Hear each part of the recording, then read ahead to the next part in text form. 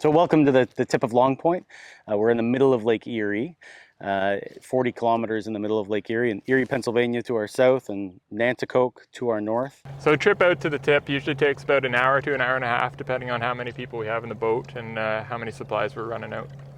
We rely pretty heavily on a good weather day to get our boats and our supplies and personnel out here. So we make sure that we're not out there in too adventurous of a weather. The last remaining wilderness in southern Ontario, as you can see behind me, there's no one but us here. There's nothing but us and the animals and the birds and wildlife.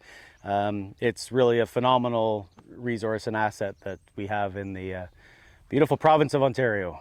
Extensive wetlands and dune savannas, Carolinian forest and grasslands sort of throughout the landscape behind me.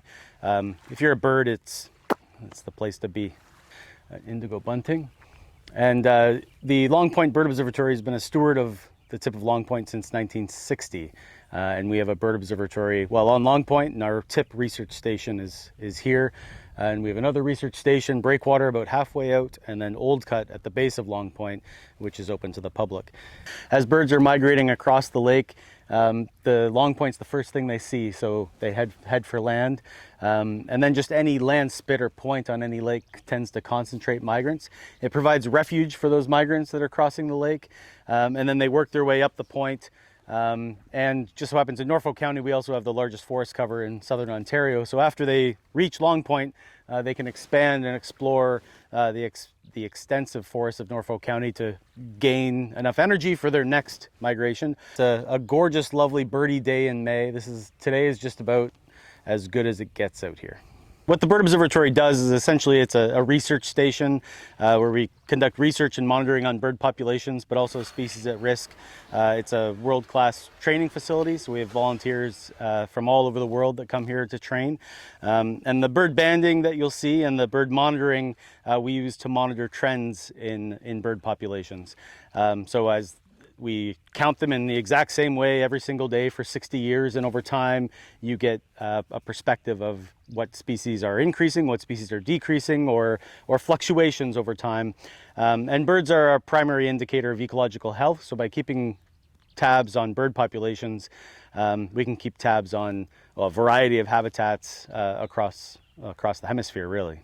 The morning census, which is conducted around the tip, it's a loop which encompasses some of the habitat which you've seen around you here. It's an hour and a quarter, a walk around the location, and we count up every single individual of every species which we encounter. This happens every single day throughout the course of the spring and the fall. And then on top of that, we do daily banding when the conditions allow. So when the weather is suitable, when there's not too much wind, when there's no rain, then we'll do 6 hours of banding. That starts half an hour before sunrise and continues for 6 hours. Last year at the tip we banded in the region of about 10,000 birds. That covered about 70-80 species in total, which is somewhat typical for the site. We have 3 stations in total, and across all 3 we banded around 30,000 birds. So close it. There we go. This one is a adult bird. It's replaced all its feathers. It's a 6-1. It's a fat 3, wing 61, 8.2.